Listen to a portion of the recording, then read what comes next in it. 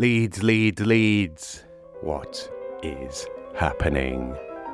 Welcome to Series 7 of Working Hours, an oral history podcast about a place called Leeds, a time called now, and an activity called work.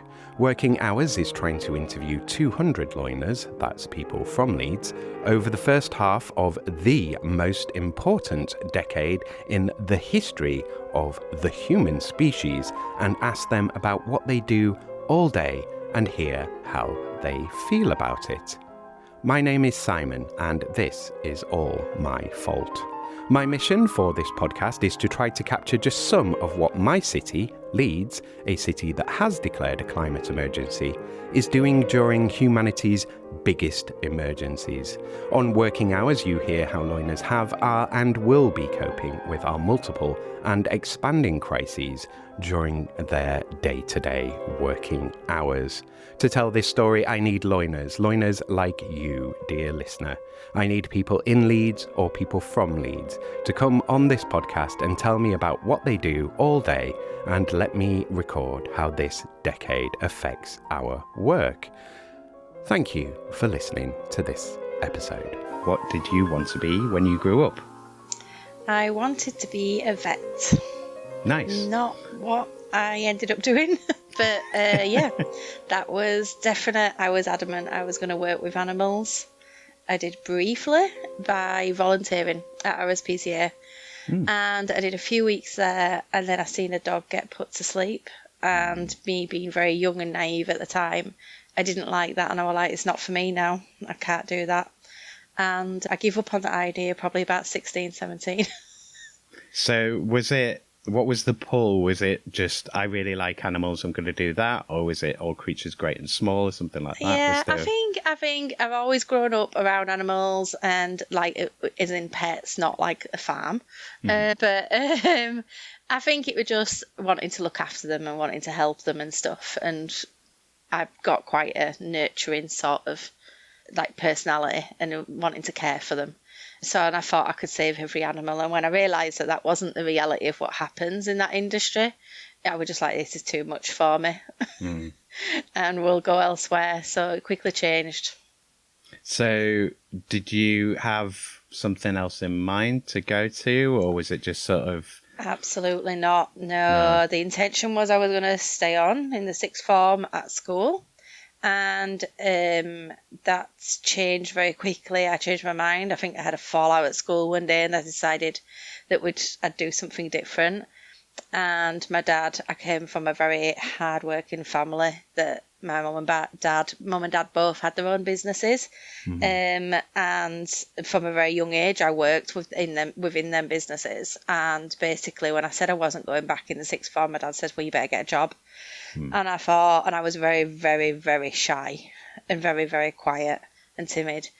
And I thought, well, I'll teach you. I'll go get a job then. So that's what I did.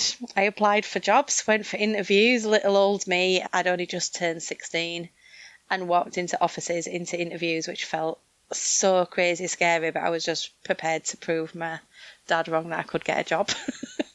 And, yeah. Go on. No. That's kind of like where it all started, yeah.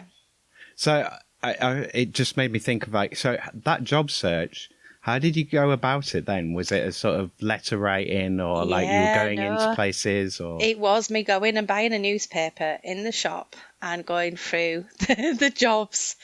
And I applied at a couple of jobs that was in the postal room because in my head that was the most I could do. I could go and work, I'm not like saying there's anything bad about working in that job. I bet it's very enjoyable and lovely talking to lots of people all day. And so I was literally looking at any entry level jobs because I'd just done my GCSEs and I thought, well, I don't really have any massive degree qualifications. And then one advert had a really cute, we're back to animals again, I never really realised until we had this conversation, had a little owl logo. And I was like, oh, that's a cute logo. I'll apply there. And I did. And it was a stockbrokers. I didn't know it was a stockbrokers until I was in that interview when they asked me, do I know what a stockbrokers is? And I was like, actually, no, I don't. I just need a job.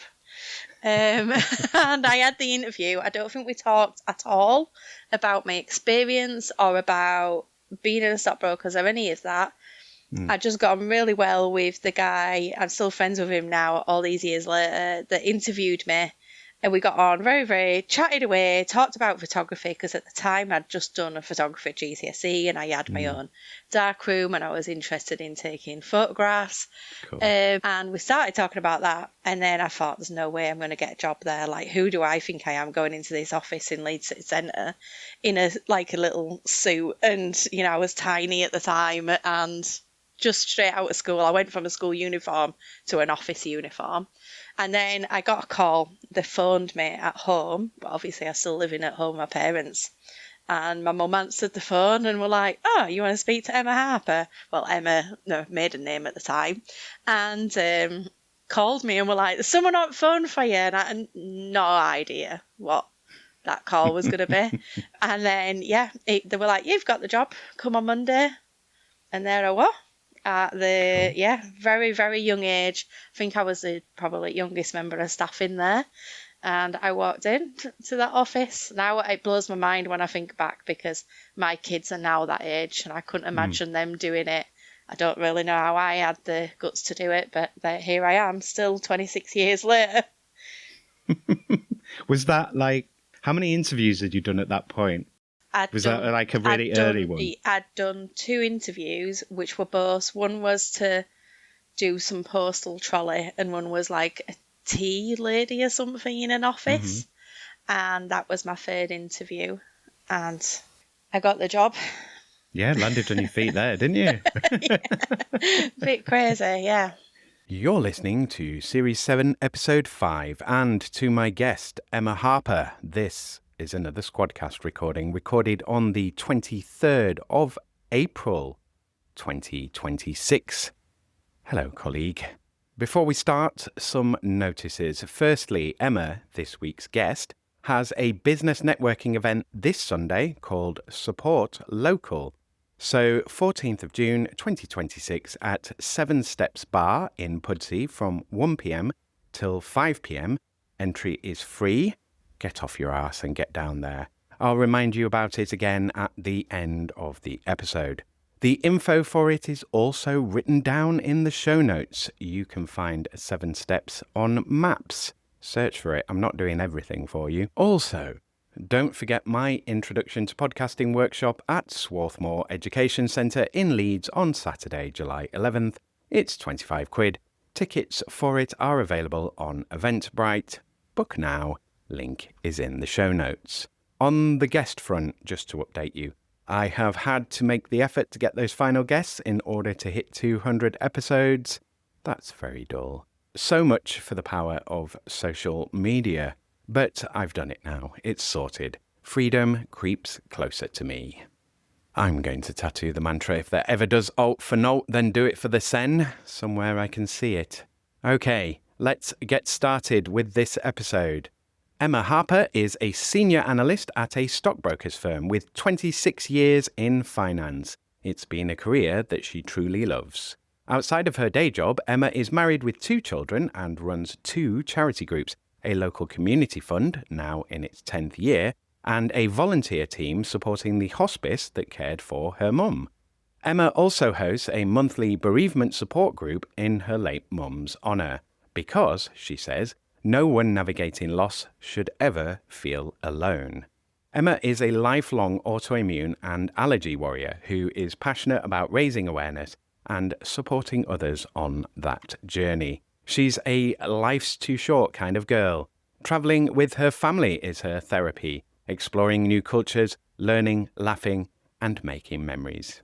In 2025, Emma stepped into a powerful new chapter of her life, joining a community of like-minded travel lovers on an epic journey of self-discovery, fresh opportunities, and serious confidence building. Since then, Emma's built an incredible team of passionate, travel-driven people to join her adventures. And, as I've just mentioned, she's also created a networking group for local businesses. Right, let's do this. Episode 196 of Working Hours with Emma Harper. So I'll jump into the next question. So what is it that you're doing now? Are you still in that field? Yeah, so I had a little bit of a crazy sort of career, really. So I started obviously very young in stockbrokers, and very, very quickly I realised I just wanted to learn more. I wanted to do more. I wasn't a kind of give me a job and I'll be happy in that job. I was always trying to educate myself. So at a very, very young age again, at 20, so I'd had 4 years experience at that point, and I'd worked in lots of different teams. At the age of 20, I decided I deserved a promotion. I'd earned that right, and why shouldn't I have it?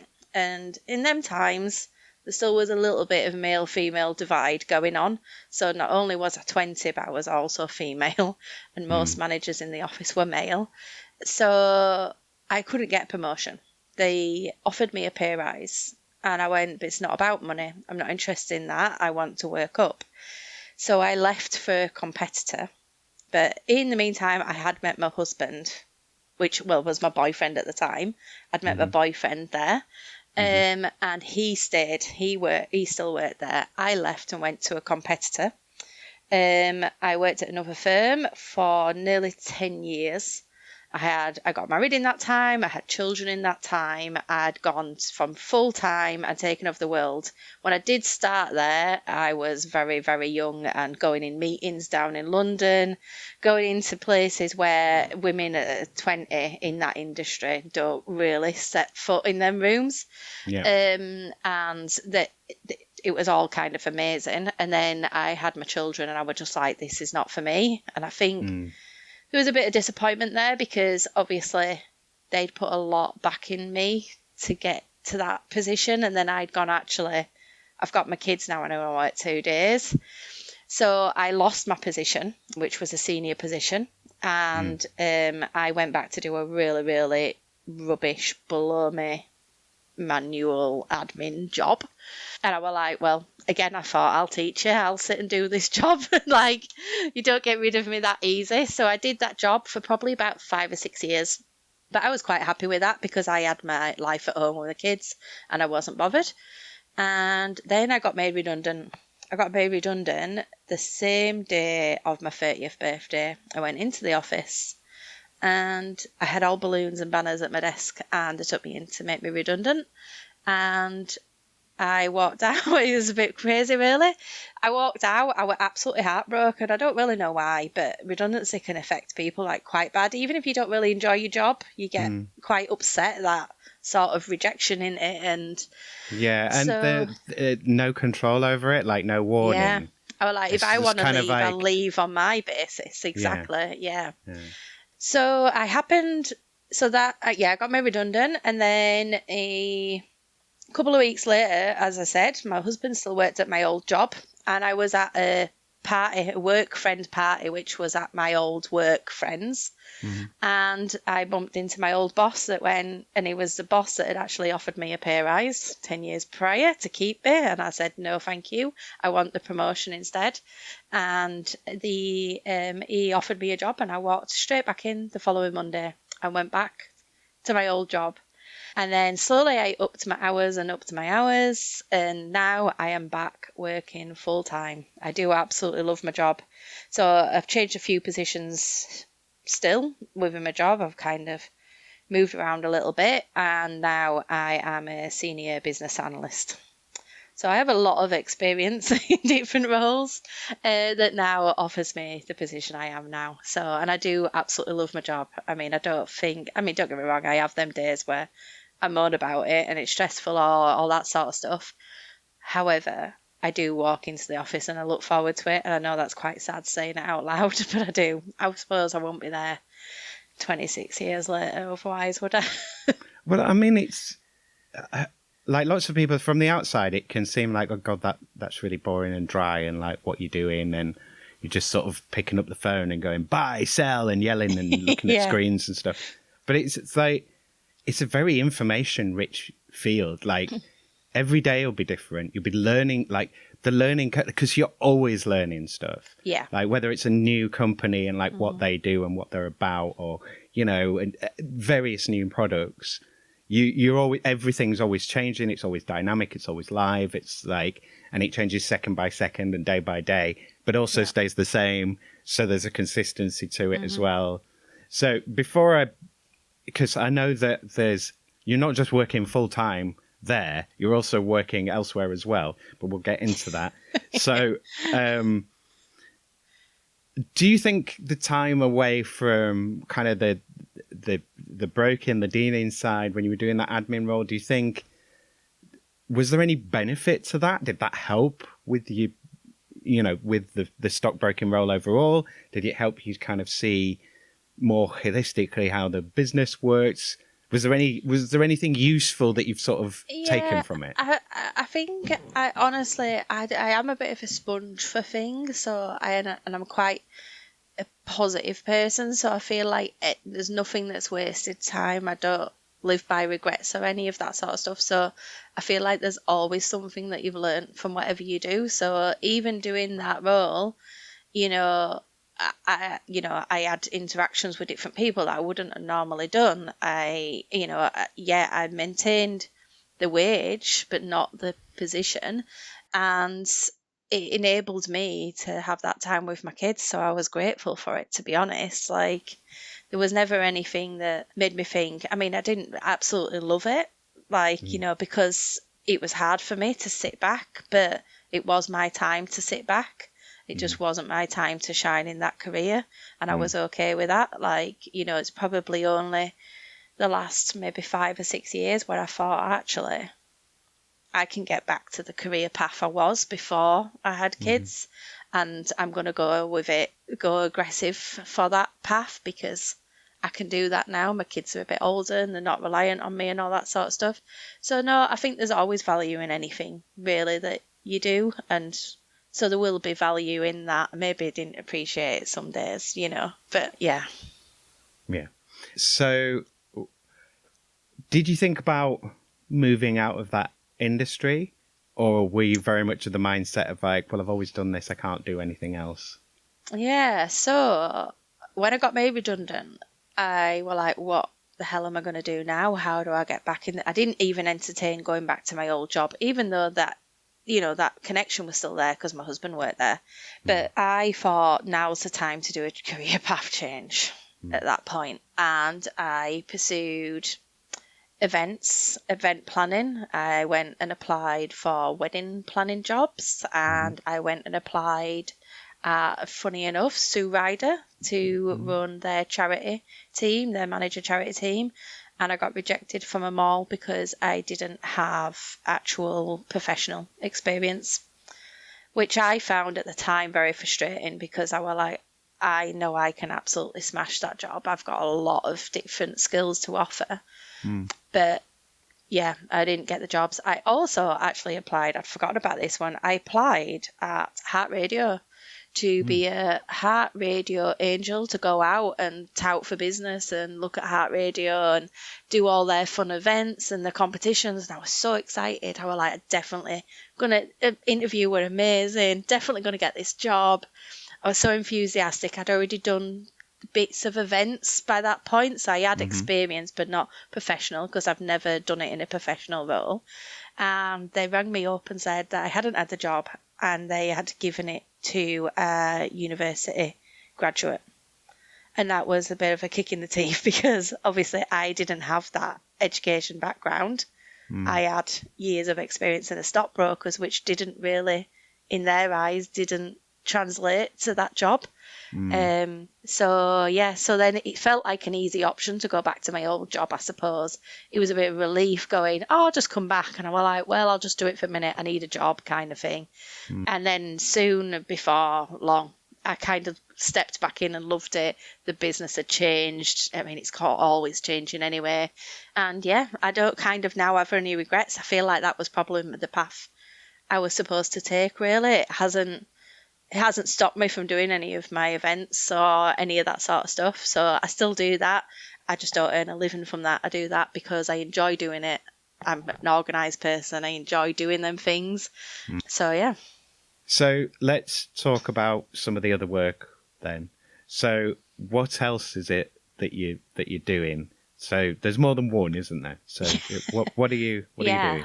So I used to help at just a local club, helping them do their events and that sort of stuff. And it turned out I was quite good at organising these events. I like to So make would that all be the like events. turns or would it be jumble sales or, like or little anything? festivals, Right. all sorts of things. Sometimes just for the club's profit, sometimes for charity or whatever. Yeah, or for like a fundraising. community group or whatever, yeah. So I did that a little bit, and that kind of worked out quite well because the events were like more associated around families and kids, and I had kids that age, so it was very easy for me to like click into that age group and go, this is what they want to do right now. Let's put an event that they'll love.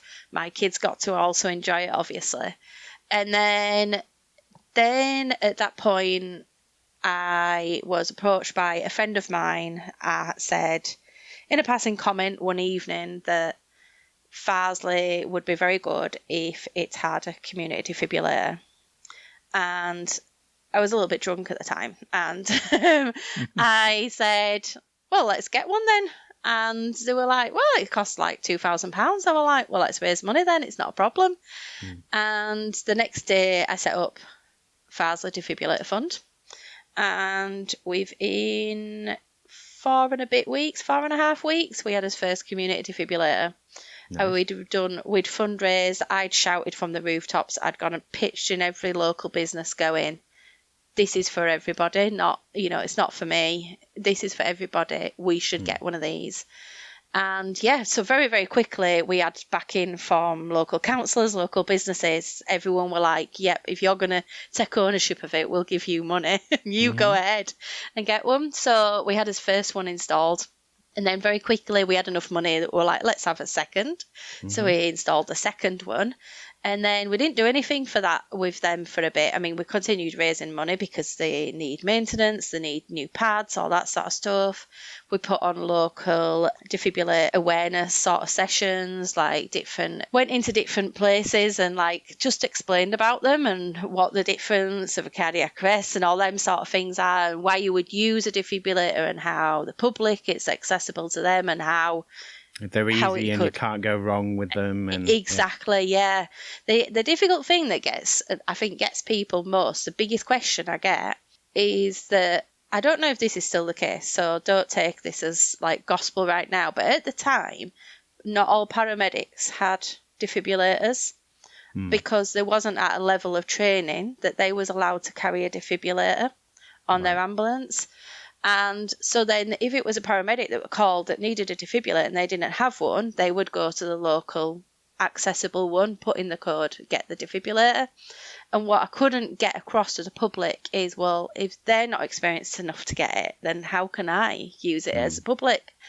And so that's when it triggered all the sessions that we did, a lot of sessions that were like all of that. Yeah, you might not have a physical paramedic or medical person at the side of you, but you've got them at the end of the phone. They will talk you through it. It's fully automated. All of that. It's only going to shock someone if it needs to shock someone. So I suddenly became an expert on defibrillators. I'm thankfully, though, touch wood, I've never had to use one. And I hope I never do either. I'm happy to provide the service that they're there. So that was one charity. So then I stopped my events at the club because my mum was diagnosed with cancer. And very quickly, all of them extra things that I was doing just stopped, and we concentrated on looking after my mum and getting her through treatment. So she had a first lot of treatment, and then we basically went on every holiday we could. Who was grateful she was over the treatment, and let's go on every holiday we can. So we travelled a lot. We did a lot of holidays. We had, lovely times. And then slowly, a bit more charity stuff would come back in. I'd do little bits. I'd still help. People would ring me up and go, oh, you've got a connection, so-and-so, can you help me out? And I'd always be like, yeah, sure, I'll come. And then just 2 years in January, my mum passed away, and she was cared for at Wheatfields Hospice. Now, I have done work with Wheatfields Hospice, and like I said, if we go back, I did actually apply to be their charity manager, and I got rejected. And so when there was caring for my mum spent she was under their care for a year in the community, and then she was in the hospice for about a month being cared for. So I spent day and night there, really. And they asked me and said, part of the service of speaking to the patients and their families is they asked that in the future, would you come and support us? And at the time I went, well, I used to do that, but I don't do it anymore. I haven't done it for years because we will concentrate on making them memories and all them sort of things and getting my mum better. And they went, oh, so is that a no then? And I went, it's not a no, just come and ask me another day. Today's not the day. Yeah. And then, so then my mum passed away, and we raised some money. We did some events, family events at the house, which turned into massive big parties with a lot of people, the capacity than what will fit in our house, and raised a lot of money for Wheatfields, obviously my mum's memory. And then last August, they came to me and said, so about like just over 18 months after my mum passed away, and they came and asked, would I set up a volunteer group? And I said, yeah. I don't think I really fully knew what I was getting myself into at the time. I just a very easy yes person, not very good at saying no. So I said, yeah, okay, yeah, sure. I have more than enough experience with how many events I've put on previously. So the Friends of Wheatfields LS28 was born. And so we had his first event in October, and I think we've had a total of maybe 8 or 9 events now, and raised just over £2,000. So part of setting up, so I had to formally go on to the books as an official volunteer at Wheatfields. I had to sign a lot of legal documents and all that sort of stuff, that I can deal with their money and use their card machine and all that sort of stuff. And I said to him, I didn't really get it at the time because I didn't think I knew that it involved that sort of much legals and that sort of stuff. So, if you want this from me and I know that I can give you some money, I want something back in return, which sounds a little bit weird, asking for a charity that. And they were like, okay, what is it? And I said, when my mum passed away, I tried to reach out to different bereavement groups and that sort of thing.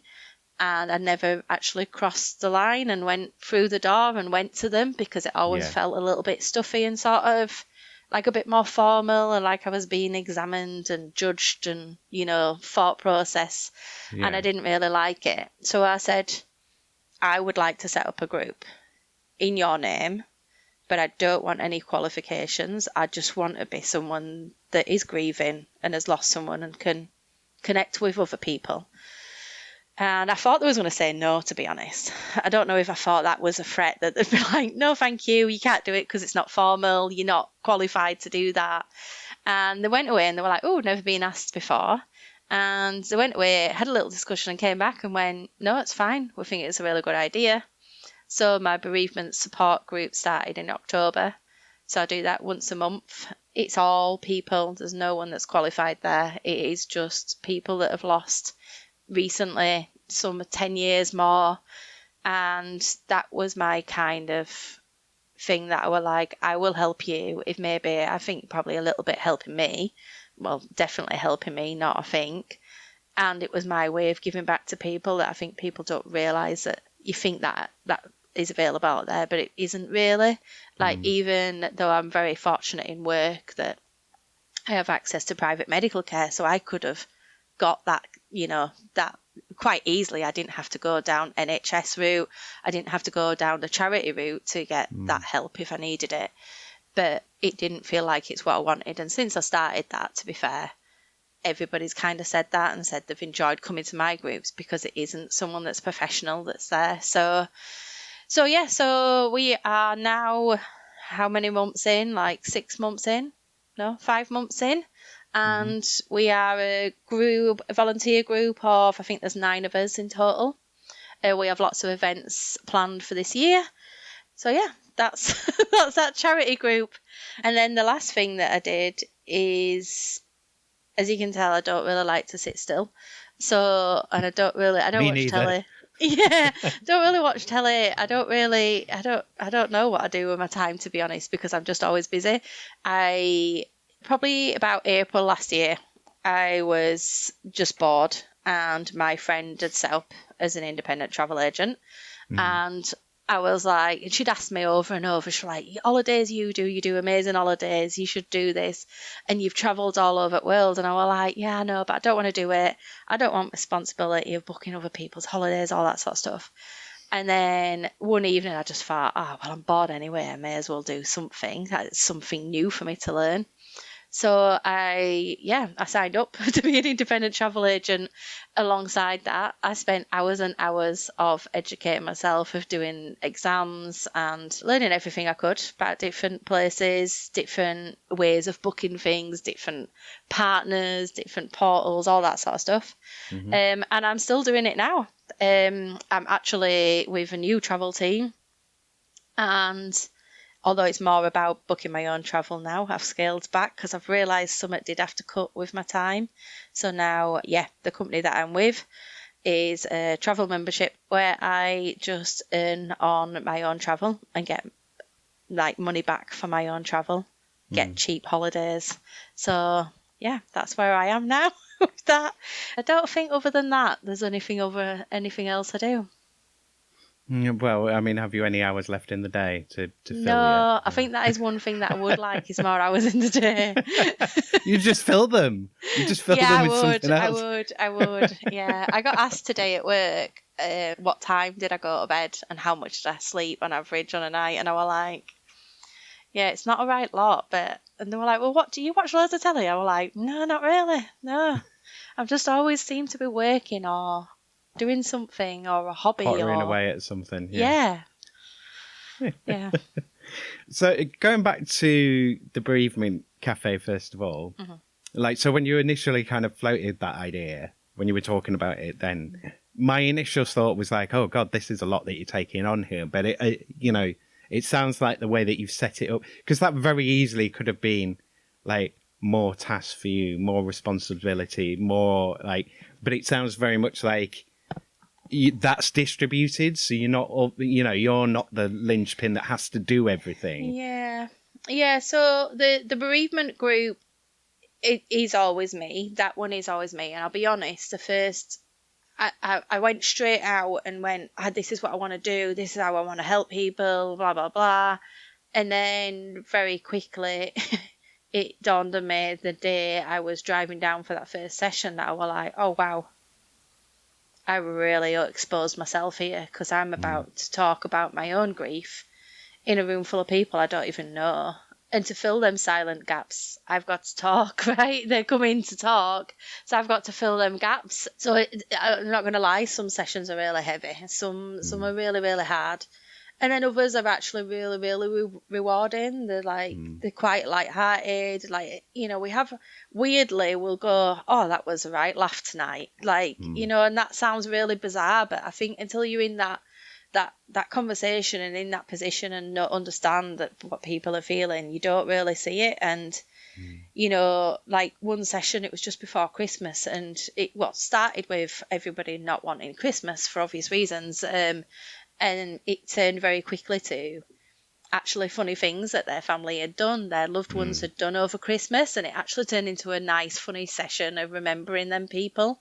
So they're the nice sessions, but there's some difficult sessions in there. It's only once a month, so I think it's the least I can do, because I think that, like, in all of these things that I don't have to do these things. I don't even have to work full time, probably. I could have stayed working part time if I wanted. I went back full time because part of my time was caring for my mum. And when my mum passed away, I was like, well, what am I going to do now? Like, I've got no one to care for. So I think as much as, I love doing it, it gives me something, it gives me satisfaction. That's my hobby, that's my thing to do. I enjoy helping people. And so I don't really see it as I'm giving to them. I see it as that they're helping me. Yeah, I mean, that's what I was going to say. It sounds like, you are getting something back from it. Like it's a mutually rewarding sort of thing. Yeah. So, I mean, I think it's slightly funny that you were sort of like, oh, they won't let me do this. I honestly thought, I think because I'd gone through so much paperwork of everything has to be rules regulated and organised. And I was like, why would they let me can't go we just and be people? sit in their name? And, and they were like, oh, we've got this counselling session, but I don't know if we've got the funding to put you through it. And I went, well, I don't want it. And even if I did, I'd pay for it myself, but I don't want it. I don't want to be a counsellor. I want to be just me that's approachable. And I'd never want to change from that path of actually just knowing how that feels. Yeah. And then there'd be other things relatable. as well, wouldn't there? Then it's like, all right, so I've done counselling training, so now I have to have like insurance, so now I have to have this, and now like it's like I didn't want another job. I wanted. Yeah.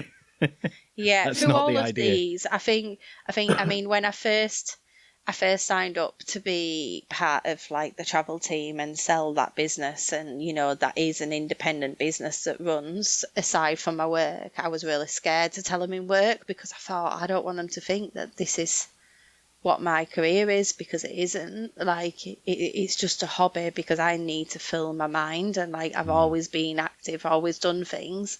And what am I to do now? I'd done a lot of years caring for my mum, and I didn't have anyone to care for anymore, as well as all the other things that I were doing. So it was just a hobby. But fortunately, I have very, very nice understanding like manager and people around me at work, hence why I'm still there. We have a lovely team, and they was really understanding. They were like, oh, absolutely, can you book us an holiday then? Let's talk holidays. So I was like, oh no, I want poaching for work. It's fine. I was just declaring it so you knew I had another job. Everyone's been really supportive of it, to be fair. I think they're just like, oh, it's just Emma being busy again. I mean, really, in many ways, it's the perfect sort of gig to run side hustles. It's like, well, I've got this other business if you're interested, because you can always entertain clients and. Yeah, there's always something. Yeah.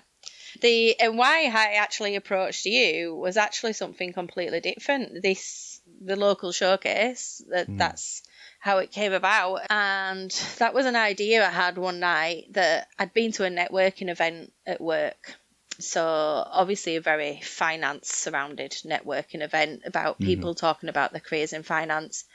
And I was like, how can I bridge this gap between a corporate world that I'm part of to a community world that I'm very much a part of? And how can I bridge that and help them businesses, and all them businesses that, some of the ones that I've reached out to have helped me for years through my charities. They've supported me along the way. They've given like raffle prizes and all them little things, but every bit of that helps them small charities, that fundraising. And how can I give back and help them? And then, so I reached out to the venue and said, do you like this? Can I come and have a look at your room that's available for hire? And they were like, yeah, sure. And when I got there, he thought it was for a travel event, which it was as well, because I was like, I'm here with two hats here. I want this community event, and I also want a travel business event. So we started the travel business event. I was like, that's what that is. That's what we're going to do. Okay, that's fine. And then I went, now I'm going to pitch this idea to you. And everyone that had told them about the idea had gone, this is absolutely stupid. What are you doing it for? Why are you doing that? Why are you giving all that time up for a local showcase event that you're not gaining anything from? And I was like, but I am. I'm gaining lots of contacts of networking with people and meeting people and helping them in the business. So to me, that's invaluable. That's more than any monetary I can earn from it. So I pitched it to the owner, and he was like, I think that's a great idea, and it will help our business too, because this room isn't really known to be rented out. So I'm like, brilliant, let's do it. So I went home all excited. A few people then kind of became a little bit negative and were like, nah, it's not going to work. It's just Emma wanting to help a load of businesses and put herself through a load of stress and not really get any gain from it. And I was like, you're wrong. It's going to work.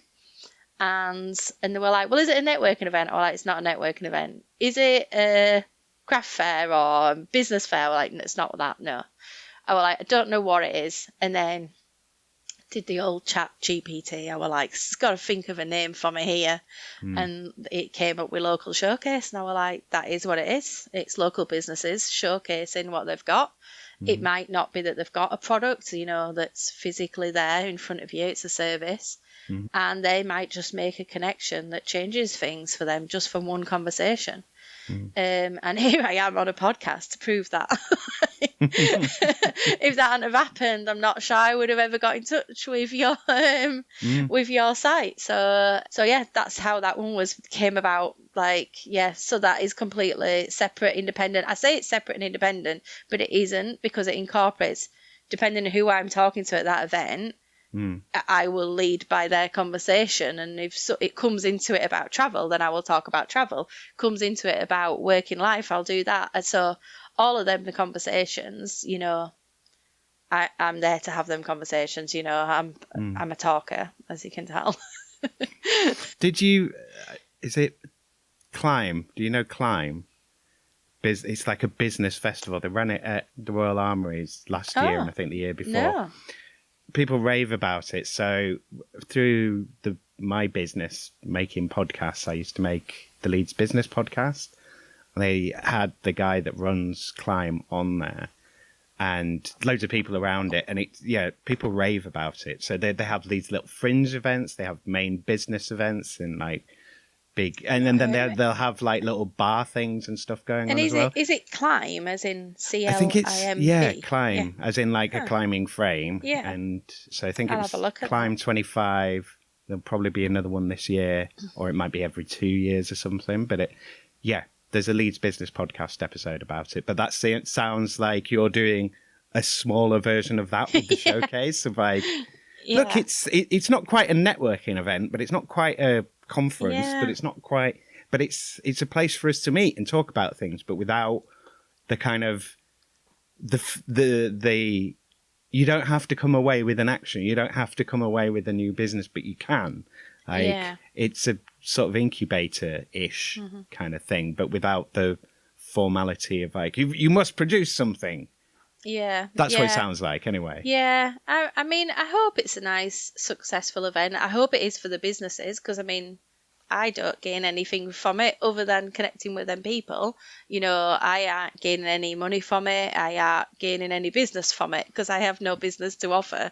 It is about the connections and stuff. So I hope it is successful. I'm going to be sending out a message to each of the people this evening, actually, just to say, please share it on all your socials, share it with your customers, your family, friends. Let's get everyone along to it and support it, and just be a nice, independent, local, like, connection with people, where people can go and actually celebrate them little businesses that, you know, maybe are fighting against the big corporates. Or even just against their own overheads at the moment. Of like, true. We need to get more business in, you know? So I don't really need to do the how did you get into it. We've kind of covered that. So I'm going to go into the other questions. So I'm going to start with COVID and look at lockdown. So we're going to go back a bit. As I say, share what you want from this. But what I mainly want to look at with this question is, what was your work experience as we went into lockdown? Like, what happened for you there? Was it just all your work stopped, or your phone never stopped, or like it pretty much didn't change? And then coming out of COVID, wherever you placed that on the timeline, was there anything that changed for you permanently? So before COVID, I was still working part-time. When I was working, I was in the office, and I worked short hours for school runs and that sort of thing. And then COVID hit, and I remember us walking out of the office, getting that email. We'd all been watching the news for ages, going, "Are we going to be in lockdown? What's going to happen here?" And then we got that email in work that said, "Pick up your belongings and go home, and you will be at home for a couple of weeks." I think that's what the email said. I remember us walking out the office and passing each other in the hall, going, "See you later," thinking this is a fun adventure. Got a few weeks off work here. And then we went home, and very quickly we all got delivered laptops, keyboards, monitors, anything that you needed. It was basically took out of the office and put into people's homes. And then we worked a lot. Obviously, in them times, the market was volatile. So work was busy. I had 2 kids, so they were suddenly homeschooling. When I say homeschooling, they were fending for themselves somewhere in the house, and they were like, "There's no schooling going on here because mum and dad are working." So should have got them trading. Yeah, I should have done. They was doing also, them things that you do. We did the full lockdown experience of the Zoom quizzes, all them sort of things. At the time, I was caring for my granddad, so I was delivering meals to him. And my mum was poorly at the time. She'd gone back into some treatment, so I was delivering meals for her. It was kind of chaos, so I didn't really have time to sit and ponder. So I'm a little bit jealous, the people that say they learned how to play guitar in COVID and them sort of things. I was like, how did you find time to do that? Because we was working non-stop. And when COVID eventually lifted, we were still working from home. Probably for about 18 months, 2 years. It was still optional if we wanted to go in the office or not, and most people didn't. Did they keep the office? They kept the office the whole time, right? Yep, they kept the office. And now, so obviously, however many years on, we can work from home 2 days a week, and it's mandatory to be in 3 days. So I think a lot of places are like that out there. It's a little bit of a hybrid. Yeah. But I mean, if you'd have asked me 6-7 years ago, would I ever be doing 2 days working from home and 3 days in an office? I'd have been like, don't be silly, no. But yeah, it kind of works really. We're quite fortunate really, because some places have strict and gone back full time in the office, aren't they? But we've got a bit of a hybrid of both, and it's quite nice really. It's nice to be in the real world in the office and to be in my own little office here as well. Yeah, I mean, there were I know people who, they're just like, oh God, I don't want to work from home anymore. Not after that. I want to be in the office. I want an office. I want to go to an office. And equally people the other way who are like, what's the point of me being in the office? I can do everything from here. I have to do a terrible commute. I can do everything from here. There's no point in me being in the office. I hardly see my team anyway. So it depends. And I think the hybrids are really good. It's a good balance because you get that flexibility. People who want to be in can be in. No, it's good. I think if I worked full time at home, I would go stir crazy. I think I need to see people. My step count's about 150 if I'm working from home. I don't really move from my office to the kitchen. That's about it. So yeah, I wouldn't like to work full time at home. So it is kind of nice because you've got that little bit of it's the working from home day. It's a bit more relaxed. I can do a Zoom call without my camera on in my pajamas and no one will know. Yeah, that is the beauty of it. And equally, sometimes you're like, I need to put a suit on. And sometimes I need to be seen. I need to go outside. I need to be seen as a professional. Some days I do actually work in an office. I am a grown up. So I'm going to move us on to the other questions, unless there's anything else that you want to particularly say about COVID. So we may as well do Brexit because they're fairly close. Sometimes this, it can be difficult for people to kind of pull apart sometimes because it was sort of happening around the same time as COVID. But have you noticed any change in your work since I'll give it its proper name, since we have done EU exit? Has anything changed for you work-wise? So I suppose within work, probably not much really. The stock market's the stock market. But outside of work, so in my own travel business, we've got a massive knock-on and impact. There's a lot to consider, the new passes now that's causing chaos for people in airports. I was victim to that last week on holiday, that we had to queue for 2 hours to do that. So I think that's the biggest thing. That's the biggest sort of issue for me. If I go back to a few years ago, pre-COVID, maybe about a year before COVID, we did a road trip around Europe, and we didn't once show our passport in that time. We did 9 countries around Europe. We had an amazing time, and we didn't once take our passport out of my bag. And then when the reality of Brexit hit and people started thinking about them sort of things of what that logistically looked like, I was like, oh, you know, that road trip we did, would we be able to do that as easily now? What would that look like right now?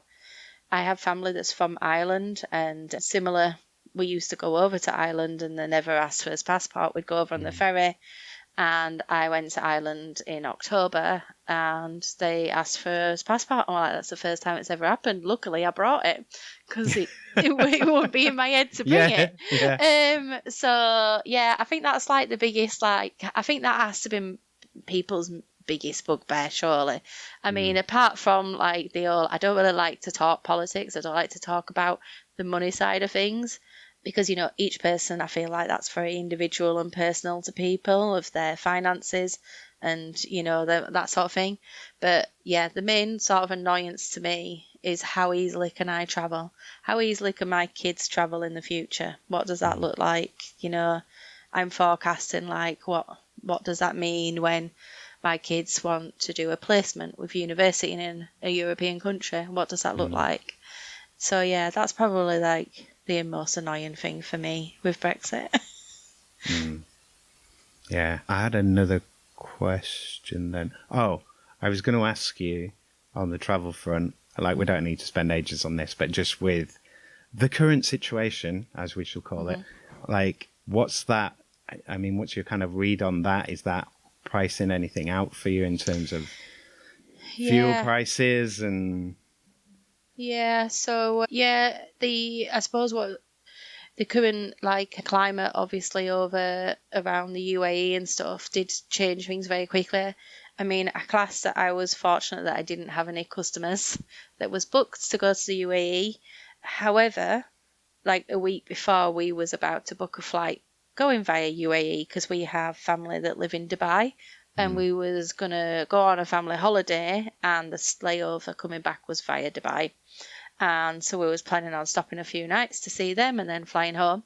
Luckily, I didn't book them tickets. I didn't know that it was happening. It wasn't even seem to be brewing in the press at the time. But we was busy and I didn't book the flights that we were supposed to that night.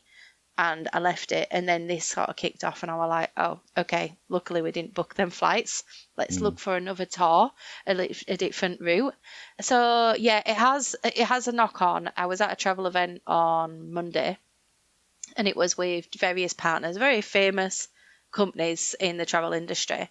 And a lot of people was a kind of the general public around them tables. It was like kind of a little session of talking to different representatives from different partners.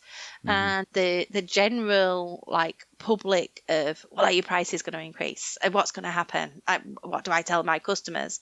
Last year they paid $750 for city break. This year it's $2,000, and everybody had the same answer of oil prices. And there was like, I didn't really have an answer because I've probably not really been equipped to give an answer to that. You know, they're people there selling the business of what the services are, not actually what the finances are in the background. They're probably not exposed to that.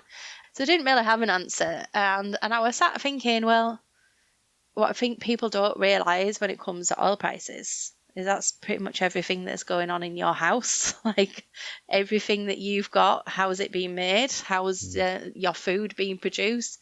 Everything used some sort of fuel. So I think, although it hasn't directly impacted me travel, apart from it's changed our route. So instead of going via Dubai, we are now going via Beijing. Other than that, it didn't change us flight prices. I've not really seen an increase in hotels, but I suppose it wouldn't in that sort of thing. It's more the flights, isn't it? And the routes and way around. It's changed popularity in areas because destinations that did normally fly via that area. But like I say, I've got family out there and they're all kind of fine going about the business, not kind of exposed to what we're seeing in our press.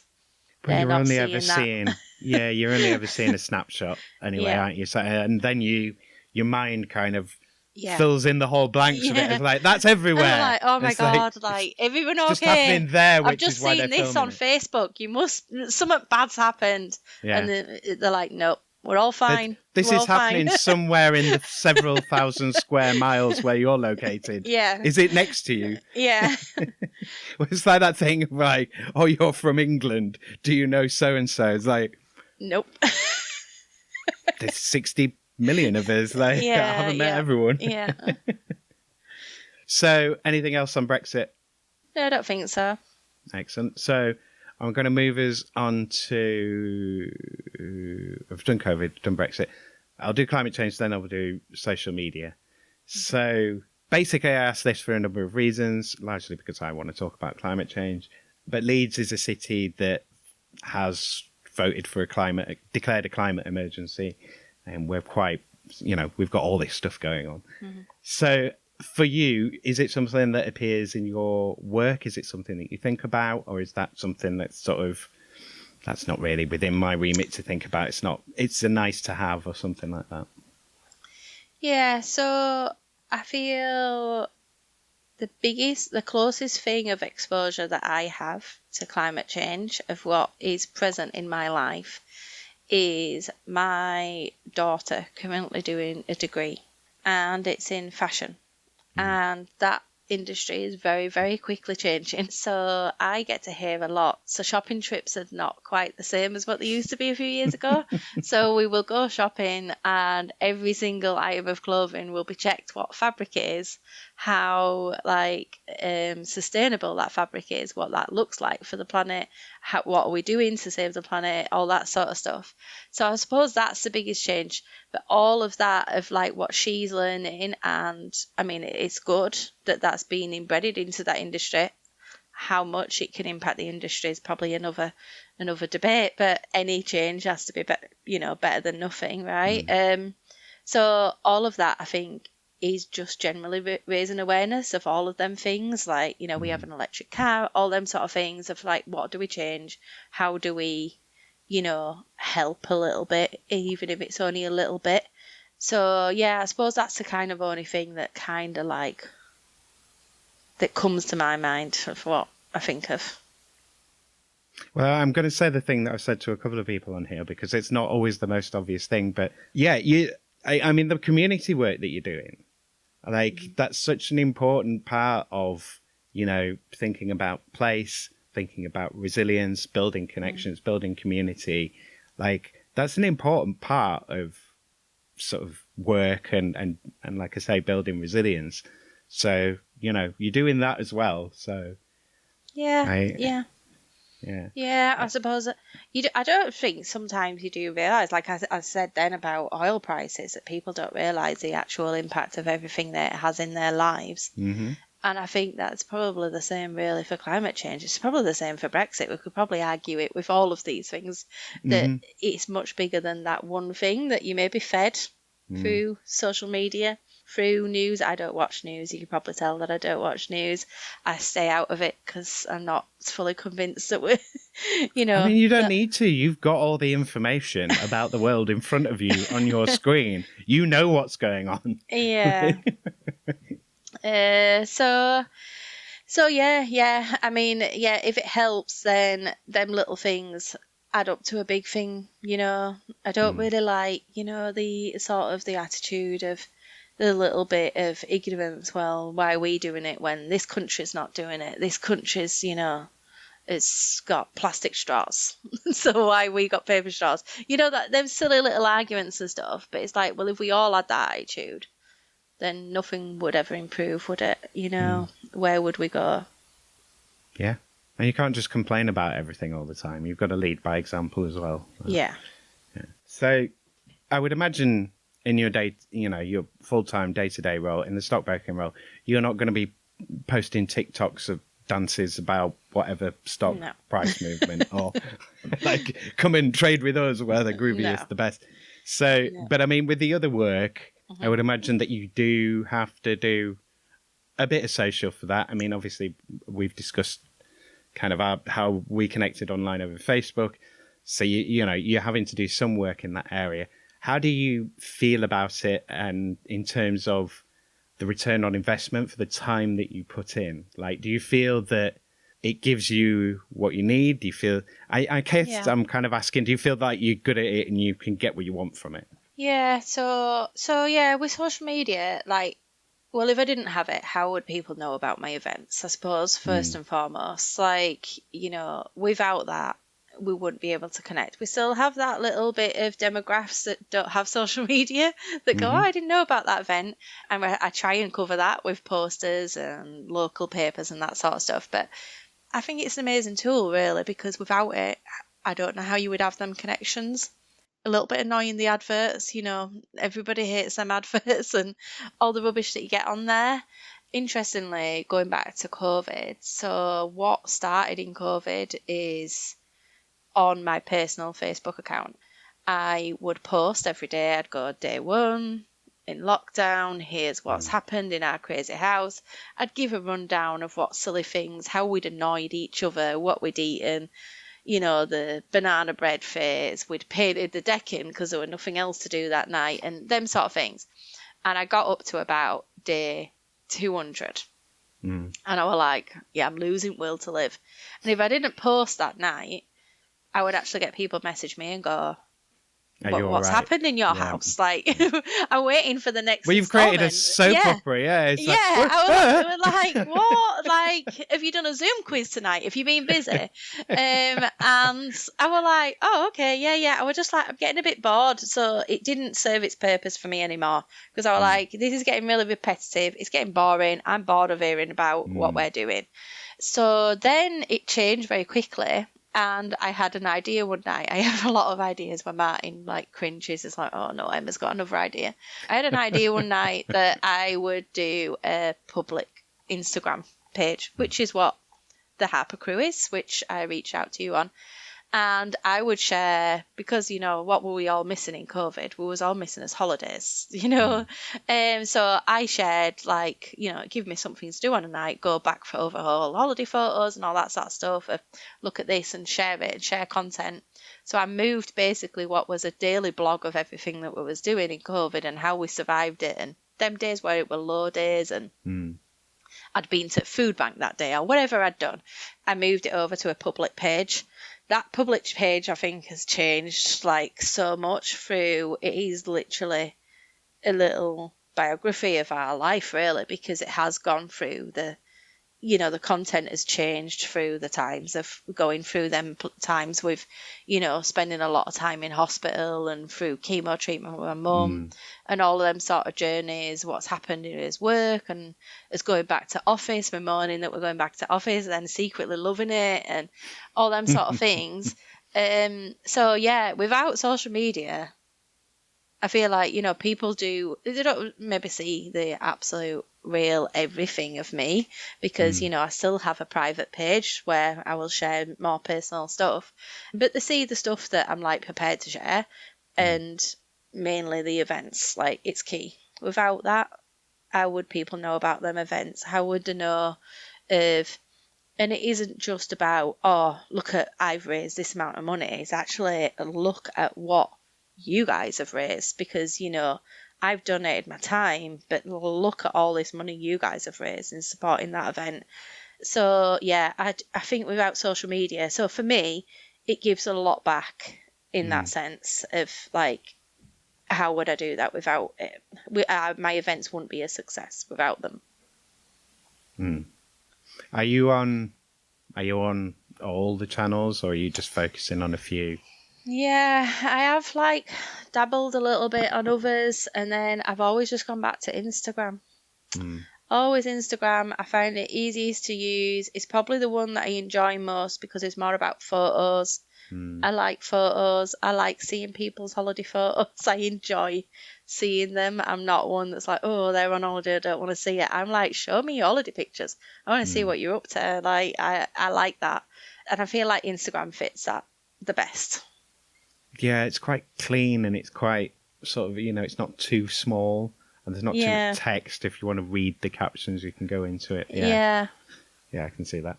So I'm going to move. That's all the decade affecting questions done. That's all the heavy stuff. Now we're going more theoretical and abstract. So the next question is, if you could change any three things about your work, so you can think about one role or all your roles here. You don't have to pick three if you can't think of them. You can be fantastical. You can be very pragmatic. So however you want to take this question, if you could change any three things about your work, what might you change?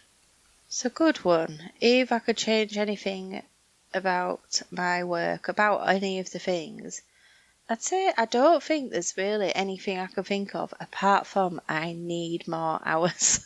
I need more hours in the day. No, I don't think there's anything. I'm quite resilient in that if something isn't working or fitting, then let's change it then. I don't really stay in that little muddle. So I don't think I'm ever in a position where I'm like, I'm a strong believer that if you don't like your job, then leave it and find a job you do like. Don't stay there. Like, life's too short to be sat doing something you don't love. So, no, I don't think there's anything really I'd change apart from if someone could do something about time around here. That would be very helpful because there's just not enough time each evening. I'm like, yep, here we are at 11 o'clock again, and I've not sat down yet. So I'm not that I'm complaining. I'm quite happy in my own little world. The kids might complain about it sometimes that I never sit still, but. So what would be you switching off? My switching off is actually doing my hobbies. So, like, if I was we're going back to COVID again here, like, my switching off in that time is I already knew how to sew, but I spent all evenings making masks and scrubs because that was my way of helping. I couldn't do anything. So that was my switching off. And I know that's not a normal thing to say out loud. But that was my little relaxing and like get away from what were happening in the world, is that I was doing something that was positive, that was helping someone. And it was actually something that I really enjoyed. It was a hobby that I enjoyed doing, and it was serving a purpose as well. So, yeah, I don't really do much switching off, to be honest. We don't even do downtime sort of holidays either. I'm not a beach sort of person. I can't sit still. You wouldn't see me at the side of the pool. I might last 5 minutes if you're lucky. And I'll be off. Running around all the museums and then going to all of the sites. Yeah. And then I'll moan that I'm exhausted. I'm like, oh, need another holiday after that. And they're like, well, no wonder you did it. Just sit still. So what's the weirdest thing, like course or skill or training or thing that you've picked up? Because you're obviously someone who likes to sort of, I'll learn that, or I'll do that. Like, are there any courses that you've been, like, have you done a blacksmithing course or something? Yeah, I think, I've done quite a lot of different things. Yeah, I'm about to do a mosaic lamp workshop. Yeah, I am quite crafty, so I do like stuff like that. I like creating events because that's a creative side as well, of creating a nice event that people are going to love and it all being slightly different. But probably the most bizarre thing that I did, ain't a bizarre thing because it does kind of follow on, like there's still the chain. But when I was on maternity leave, when I had my first child, I couldn't sit still, even though I had a child. Like, I was pretty busy. I had a baby. But my mum took early retirement the minute I had my children and said she wanted to just be a grandma and look after the kids. So I was very, very fortunate with that I didn't have to pay childcare, to be fair. And I had my mum there looking after the kids with me. And so I thought, well, the baby's sleeping on a night, so what can I do? So I went to night school to learn to be a dog groomer, professional dog groomer. And I qualified. And I worked a little bit in dog groomers, all while I was on maternity leave. I'd work basically around the times of when I knew my baby were going to sleep. So, and then I was like, right, definitely going to set up a business. Like, I can definitely open a shop and be a dog groomer. And then very quickly I realised it's a lot of hours and not a lot of money being a dog groomer. And I was like, and then it came to my end of my maternity leave, and my husband were like, right, can you stop being silly now and go back to work? And I was like, okay, fair enough.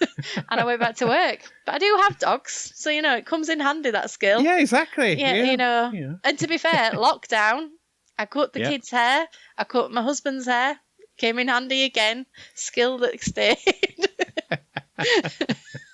Just so long as you're not shampooing them with like flea treatment or anything.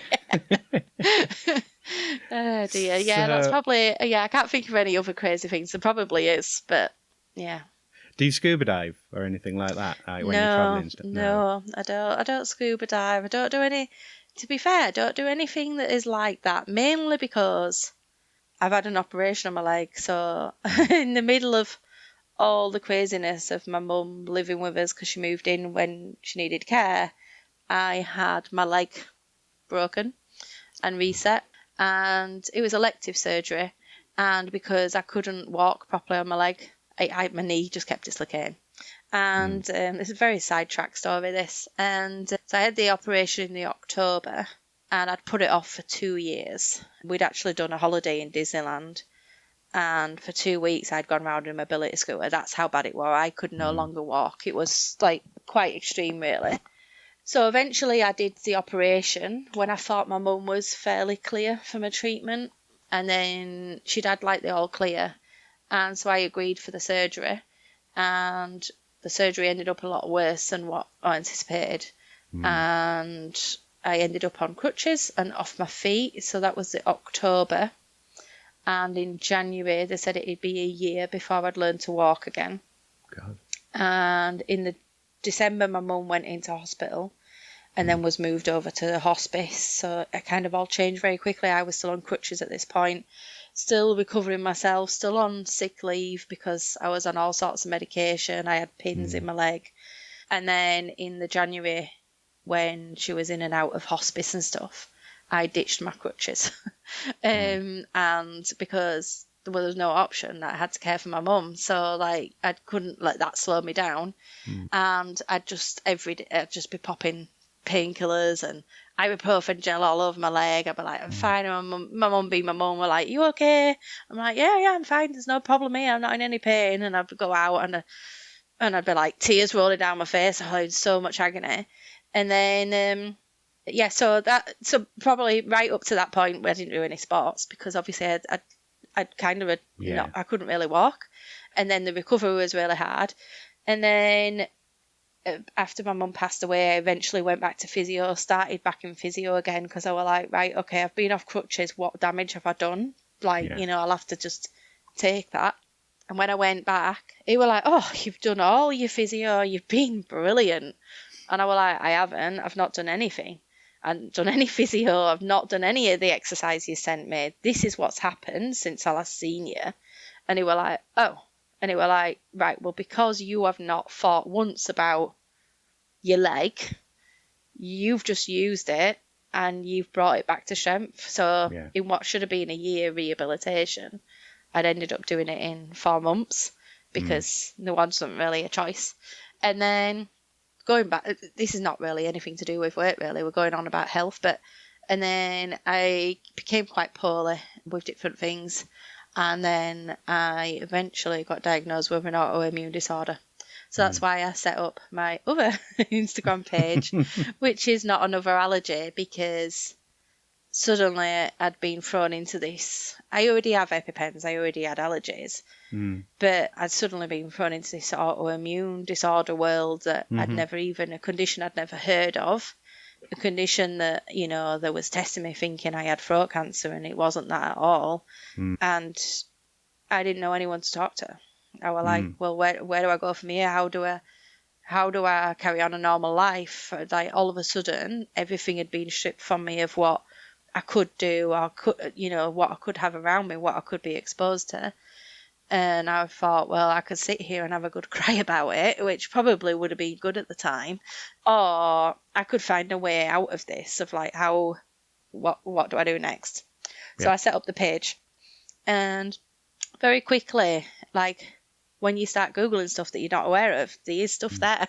You're just not aware it exists. So I connected with people mainly in America that also had the same condition, and how they'd been treated, obviously very different, because we're obviously talking private medical care over there with no NHS and all that sort of stuff. Very different treatments, different ways that they've been identified of this condition. And so that kind of gave me a purpose, but in a sense of something that, again, was helping me and helping others at the same time. I were like, oh my God, you've got this, or how are you doing today? Or like, how can I help? Or I've just changed this treatment. This is how I am on week 1. How are you? Maybe if you speak to your GP, you can get this treatment, or whatever that looked like, of how I could help. So actually, sports wise, there's not a right lot, because I'm a little bit restricted with different things. I don't like that. I don't like being restricted with things. I like to prove things wrong. So I struggle a little bit with that. But yeah, I actually also completely tangent. I have a broken foot right now. How'd you do that? I did that in Prague. So we went to Prague in end of November, and I went over on my ankle, and I wasn't drunk. I should say I wasn't drunk. We'd been round the castle. We'd gone for something to eat, and we was about to go out for an evening meal. We'd gone for like a drink and then some snacks, and then we were going out to the main square bit. And I said, I'll just run down to the loo, and then we'll go to restaurant. And we were going to go to restaurant opposite the clock tower. We were like, it was going to be a lovely evening. I went down to the loo and didn't notice. I don't know if you've ever been to Prague, but there's a lot of misaligned steps, a lot of cobbles, and it's just lethal. For anyone with any foot injuries or leg injuries, it's not a good country. And I went over on my ankle, and I ended up in A&E there. The x-ray said, no, you're fine. And then when I came home, I was like, no, still not right. I'm not quite believing that. I'll go. So I went to the A&E here, got x-rayed. They were like, nope, just a really bad sprain, you're fine. I was like, I don't think it is, but okay, that's fine. So then I had a couple of weeks of like resting my foot, that sort of thing. And then I started physio, and I had full acupuncture, all sorts of physio thrown at it for 8 weeks. And on my 8th time of me going, I says, I've come every week. I'm in agony still. I can't walk on my foot. This is my last session. I ain't paying for it anymore. This is ridiculous. And he turned to me and he went, and he was a very, very experienced physiotherapist that also does lectures. So I knew I was in really, really good hands. And he turned to me and he went, I agree with you. I'm going to send you back to see a consultant. So I was like, okay, that's fine. I went to see a consultant, and he was like, don't think you've broken it. I think you've just got a bit of damage, but we'll do an MRI and just check it. I was like, okay, that's fine. I was like, I know this is not going to come out the outcome that I think it's going to come out. I thought it was going to be some sort of autoimmune disorder, something like that. And then when I went to get the results, they were like, oh yeah, it's broken. They're like, you must be in agony. I was like, yeah, yeah. Yeah, I have been for weeks, thanks. So he was like, how have you managed on that? How have you even walked on it? I was like, well, I didn't have much choice. I just got on with it. So I was like, well, what do I do now? So I've got a little bit of bone floating around in my foot, which moves. So some days I can walk in it and some days I can't. That's how I know it's moving, because it's a bit rubbish. But all I was thinking is, I'm going to Japan, and we're doing a lot of walking in Japan. Like, a broken foot's not going to cut it. And so he said, oh, come back in June and we will do another MRI, and now it's corrective surgery. So, yeah, I go back for corrective surgery, but I won't before my trip to Japan. But we have just been away where it was a lot of walking, and we averaged 15,000 steps. And we actually went to Poland. We went to go around Auschwitz because my son is doing his GCSEs, and we thought we would take him. And I was in a lot of pain that day. But I was like, nope, just keep going. I got to the room that night, and I was just like caking my foot in ibuprofen gel. But I survived it, so it isn't really, I can't make it any worse than what it is. So suddenly I became an advocate for autoimmune disorders, all them sort of things. And it is linked to the autoimmune disorder in the sense of how I present an injury. that I'm going to ask you this question. We don't have to leave it in. We can cut it out. You can skirt around it as well if you want. But do you think, what do you think the relationship, or is there any relationship for you with the pandemic? Do you think COVID has played any part in this? I don't think the pandemic has, but I'm under quite a lot of consultants to do with allergies or autoimmune disorders, but how they positioned it was my body just went through too long of trauma, and that accelerated. And I probably always had the genes and the underlying things that could turn into an autoimmune disorder. And then I went through extreme trauma in that we had obviously a rough year. I then put myself through major surgery, which I didn't know at the time I was quite doing the surgery that I had. But I did give agreement that once I'm in theatre, do what you need to do. I am coming back for another operation, so do it all in one. And I give him the go ahead to do 4 operations in one, which in hindsight was a bit stupid, but it meant I got it over in one go. And then very quickly, obviously, we got catapulted into a world of, what happened with my mum and caring for her. And then the other side, 6 months later, I suddenly become really ill that I was, rushed into hospital and they didn't know what was wrong. And I could no longer swallow. So I'd lost all ability to swallow. And then a lot of tests later, a lot of private tests later, I should say. They didn't find it on the NHS. They kind of said I'd go back in a year's time and see him again. A lot of tests later. Now, I'm on permanent medication for it for the rest of my life. So I don't think it's particularly pandemic, because I don't think any of the circumstances there was contributed from that. But I do think quite easily, if I was the sort of person that would have let the pandemic impact me mentally, I was quite, I think that I'm quite fortunate that I had a job. I kept a job through that time. My kids were healthy, my mum still got care because obviously she was on a cancer path. So she still did get them appointments where other people didn't get them appointments. So I was quite fortunate through all of that, in the sense that, the things that we needed, we had, we wasn't struggling or any of that sort of things. And we was quite happy in his own little world that I was blogging each day. So, however, I do think that anything that was traumatic to me probably could have kicked that off. It just so happened. Yeah, I mean, it's I mean, even if you were in a position of being comfortable, it's a long, you feel not as threatened. But it's there in the background, it's there in the back of your head. And, it was a long period of time. Everyone went through, you went through every emotion during that time. And there were periods where it's you're looking at some of the stuff and you're like, oh, this is actually scary. And you don't know what's going on. And then you kind of get blasé and then you like I say, so many emotions through it. And then to go through everything else straight after, that's a long period to be in, under a lot of stress and a lot of strain. So it's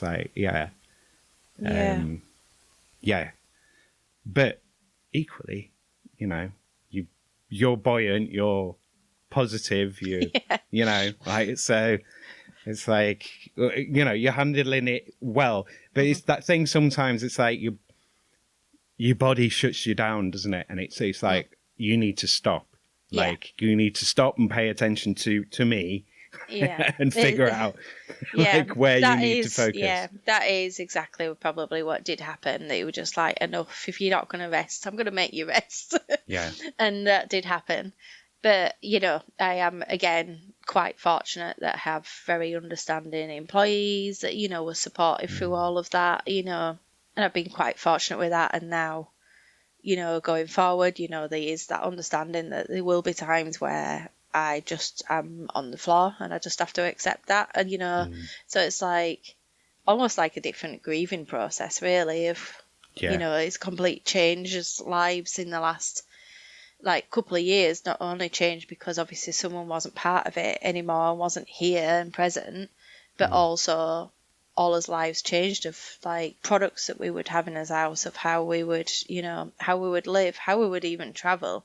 I now travel with a mask because I'm like, if I can stop any extra airborne things, like it will help me, I'm immune suppressed, so all of them sort of things, like it has a knock on, doesn't it? And but I can't change it. I could maybe do little changes to help. I can look after myself a little bit better. I think I'm a little bit better at looking after myself mentally and being a bit more of an advocate. I think it's given me a bit and probably like the travel thing. I know it's not related to travel, but part of the travel business was it was a lot about, the network marketing side and about being confident and about presenting and, you should be proud of what you've done and all that sort of stuff. And all of a sudden, I'd go to them events, which I never thought I'd ever set in foot in them rooms, in them like scenes. I'd come from a very corporate world and very far from it.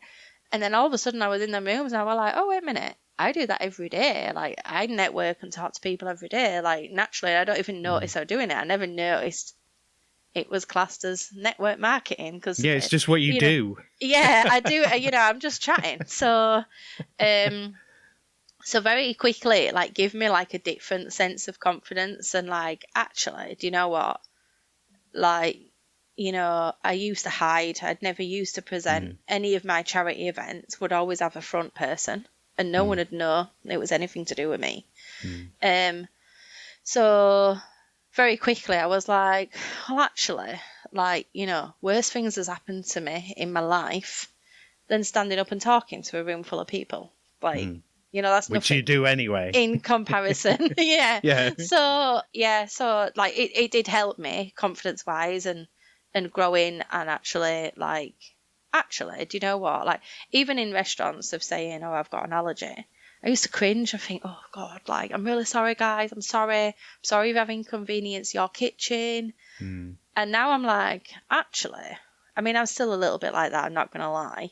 But actually, the difference of whether you take this serious or not is the difference of whether I'm going to live and walk out of this restaurant. Yeah. That's the difference with allergies, It's severe. It's airborne, which is a bit rare. It's a shellfish allergy, so that's not usually an airborne allergy, but it is for me.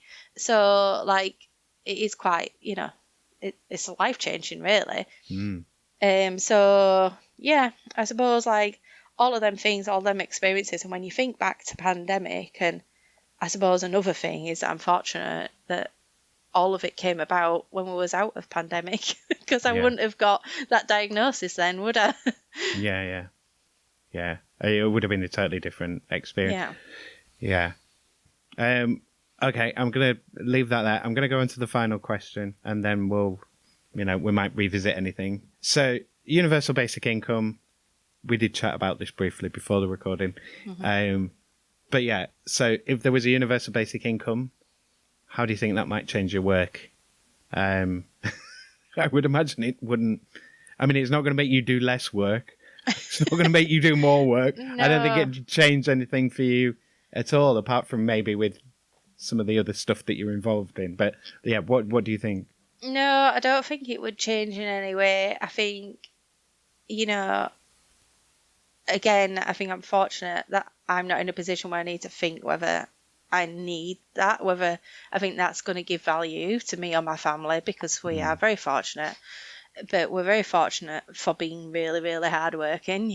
Like, I'm a big, strong believer of, like, I'd always say to the kids, like, you work hard, you play hard. Like, Mummy and Daddy are going to work really hard in our jobs. You're going to have the time of your lives. Like, and then one day you're going to do that for your family. Like, that's inbred in my kids.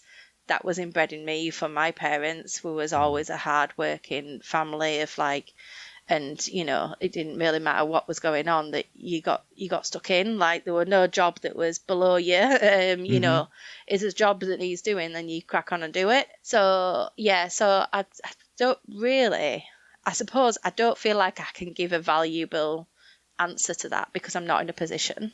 which, you know, is a fortunate position to be in. But I'm not in a position to say that how I can't see anyone around me of how like that would make a difference in their life.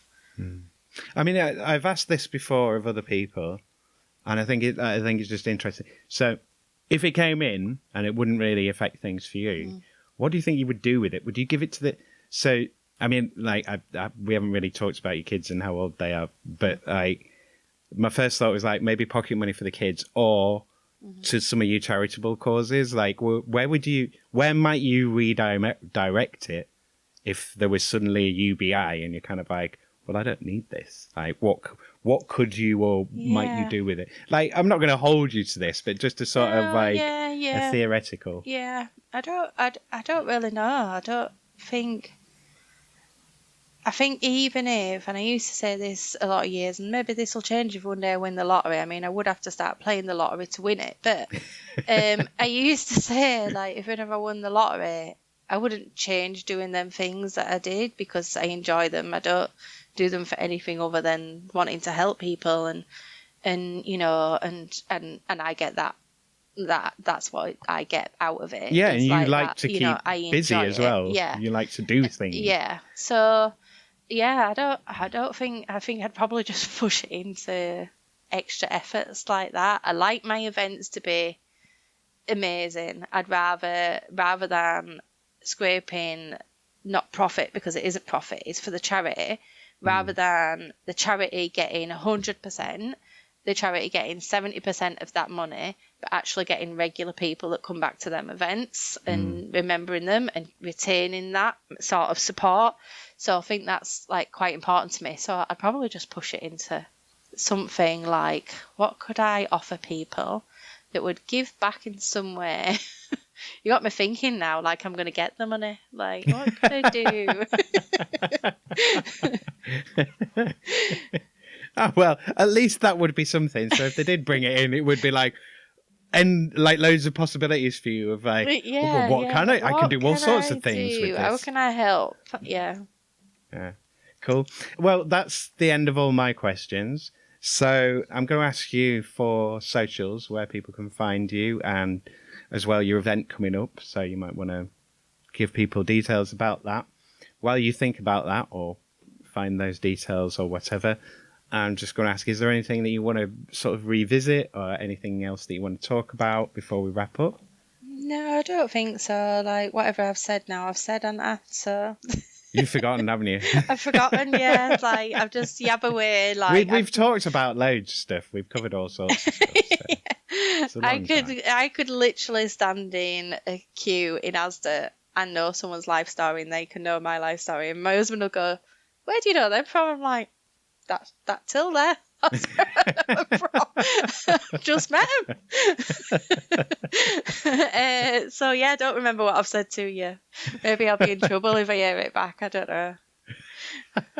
I don't think so. You haven't said anything like terrible or controversial that I've noticed, but yeah. So thank you very much for doing that. Where can people find you then? What's the best place for people to sort of get in touch so I think or get involved? where you will find. So I have a couple of Instagram pages. So I've got the not Instagram, Facebook pages. So Faza Defibrillator Fund has its own page. So that's in its 10th year this year.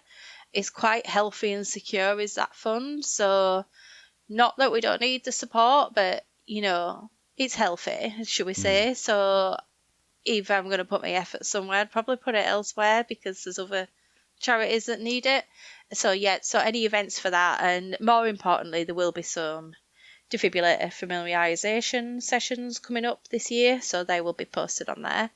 And then the Friends of Wheatfields LS28 on Facebook, so that has all of us events for anything to do with Wheatfields hospice, but it also has the bereavement support, which you don't necessarily have to have any experience or contact with Wheatfields hospice for that. It literally is an open door for anyone that needs to talk. And then for kind of what combines all of that is my Instagram page. So the Harper crew literally is our crazy lives, my work life, my charity life, or all of it thrown in. So that's probably the easiest thing, because if I'm doing an event, it gets shared on there anyway. So that's probably the central point. That's probably the easiest way. And you probably get the stories of snapshots of what I'm eating that day, or, what I'm making for tea. You get the full soap opera that continues on. Yeah. Yeah. Well, thank you very much for doing this evening. No, thank you for inviting me. No, it's been a pleasure. Thank you again to Emma for being my guest. Thanks, as always, to all of my guests. And thank you to you, Leeds, for being my subject. Don't forget Emma's business networking event this Sunday. It's called Support Local. It's on the 14th of June, 2026 at 7 Steps Bar in Pudsey. The times again are 1 p.m. till 5 p.m. Entry is free. Get down there. You can find out more about Emma's work at instagram.com/The Harper Crew. Other links for this episode, again, they will be in the show notes. Facebook.com/FarsleyDFib and Facebook.com/people/Friends of Wheatfields LS28. 4 episodes left to go. Who will they be? What will they say? Well, I know what the next one is. Keep following my socials and you'll know when the next episode drops. Or you could sign up to the Working Hours newsletter via my website. Say it with me, western-studios.com. Prices for paid episodes of Working Hours are also up on the website. Don't forget, there's nothing to stop you from financially supporting this project and this show right now, and signalling that there's some interest, at least, for more episodes of Working Hours after the new goal of 200 free episodes is reached. If not, then these may well disappear from the web. Go to Patreon, patreon.com/Working Hours Pod. Memberships from £6 a month, and for every £300 paid into the Patreon, a new episode of Working Hours can be made. Can't commit to £6 a month? I know I couldn't. Then you can give any amount that you can spare towards funding a new Working Hours episode to be made via Ko-fi. That's ko-fi.com/Working Hours. Think of it this way. An episode of Working Hours isn't out of reach and is something anyone could pay for in installments or raise the funds for over time. 10 weeks of 30 quid paid in, boom, you got your own episode paid for. Also, gift episodes. Got a retired person in your family? Give them the gift of someone paying them attention and listening to them. Isn't it nice to be valued? Isn't it nice to have people listen to what you have to say? Go on, brighten their day. Or maybe buy a gift episode for your child who may be moaning that there's no jobs and drinking the Kool-Aid about so-called AI. Let them speak to an audience who might, perhaps, maybe, offer them an opportunity. If they like the sound of what they have to say, it will do them more good than any stupid, shitty employment schemes that barely work any better than just looking for the work yourself. Or maybe get an episode for a friend. It might just help them realize they maybe do like their job, actually. Or even that maybe it's about time they pulled their finger out and made a change for themselves. Anyway, this offer is what you make of it. Use it or lose it. I'm tired. Create your own bloody reasons to buy. I don't know if you realise what I have done here, but you've got a big list of Leeds jobs and workplaces to write spec letters to. Not emails, actual letters, so they actually get read and you actually stand out from all the shitty AI applications everyone is getting now. I'll even go you one better. Phil Fraser's Leeds Business Podcast is not only a wealth of information about business lessons, but it's also a fantastic Leeds contact list for you. It's right there online for you to use for free. Again, use it before you lose it. If you'd like to contact me about being on this show, about what happened in this episode, or about anything Working Hours related, then you can email me about this show at workinghourspod@western-studios.com. Okay, That's me. Remember, listener, no matter what you do, it is impossible for you to understand anything that your salary depends on you not understanding. So try to work for peace and try to plan with kindness. Raise your voice, but reduce your impact. Cheers, ears. Take care out there and be kind to each other, leads. Thanks for listening. And if you enjoyed this episode, share it with someone else you think could get something from it. Thanks. Working Hours is produced, recorded, edited, created and published by Simon Treen for Western Studios Leeds Limited. The music was The Bees from Chopin's Etudes, which is in the public domain and was taken from museopen.org. Remember, Western Studios Leeds Limited when you're ready to start making your content in West Yorkshire. Follow Western Studios Leeds on Facebook, facebook.com/Western_Studios_Leeds, and on LinkedIn, linkedin.com/company/Western-Studios. Bookmark western-studios.com so you can see the latest prices and use my contact page to drop me a message about your own podcast project or working hours at any time from anywhere. Maybe you want or need a podcast host, co-host or narrator for your podcast project. Maybe you just need another voice for one or more episodes of your show.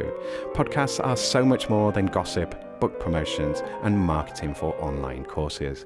Podcasts and other audio content get your online brand out there. Want to make some fundraising case studies? Want to have an audiobook or video course? Want to share your learning, knowledge and expertise in your field? Want to learn, teach or raise awareness of something general or particular? Want to improve internal comms with messages your staff might actually engage with? Or do you just want to brighten up the world with some entertaining content? Then make a podcast. If you're making your podcast within West Yorkshire, then think about making it with western-studios.com. Whatever your podcast questions or needs, get in touch with Western Studios Leeds.